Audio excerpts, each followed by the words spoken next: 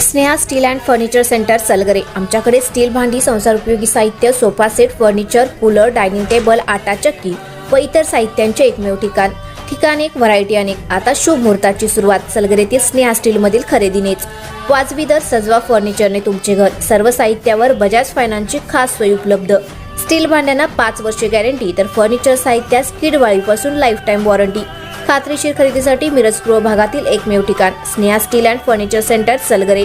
आमचा पत्ता रवींद्र वस्त्रनिकेतन शेजारी सलगरे। संपर्क 90 96 25 91 38। प्रत्येक बातमीतील घटनेच्या वास्तविकतेची तुलना थेट पाहत रहा सांगली अपडेट। सांगलीत बंदवाड्यात आढळला अज्ञात व्यक्तीचा कुजलेला मृतदेह। 1.5 महिन्यापासूनचा असल्याचा संशय। सांगली शहर पोलीस स्टेशनच्या हद्दीतील गाव भागात केशवनाथ मंदिराजवळ असलेल्या एका बंद पडलेल्या वाड्यातून दुर्गंधी येत असल्याची माहिती मिळताच खळबळ उडाली। ही माहिती शहर पोलिसांना मिळताच पोलीस अधिकारी, कर्मचारी आणि स्पेशल रेस्क्यू फोर्सचे पथक घटनास्थळी दाखल झालं। तपासादरम्यान वाड्यातून एक अज्ञात व्यक्तीचा कुजलेला मृतदेह बाहेर काढण्यात आला। सदर मृतदेह पूर्णतः सडलेल्या अवस्थेत असून किमान 1.5 महिन्यापूर्वीचा असावा असा प्राथमिक अंदाज आहे।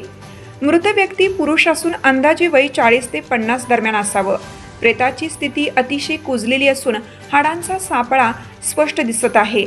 मृतदेहाजवळील कपड्यांवरून त्याचे थोडकं वर्णन पुढीलप्रमाणे: अंगावर हाफ बाह्यांचा गोल गळ्याचा कुजलेला टी शर्ट, हाफ बरमुडा, डाव्या पायाच्या घोट्याजवळ काळा दोरा बांधलेला होता। ही घटना सांगली शहरातील केशवनाथ मंदिराजवळील चौगले वाड्यात घडली असून मृत व्यक्तीची ओळख अद्याप पटलेली नाही।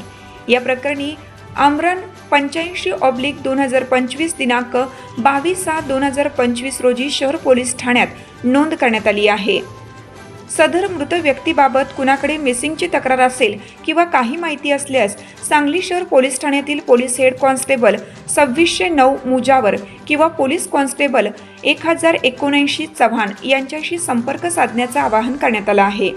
स्पेशल रेस्क्यू फोर्सचे कैलास वडर, महेश गव्हाणे, सागर जाधव, आकाश कोलप, अमर तेलसंग यांनी तात्काळ रेस्क्यू ऑपरेशन करून मृतदेह बाहेर काढला आणि पुढील तपासासाठी सांगली शासकीय रुग्णालयात पाठवण्यात आला आहे।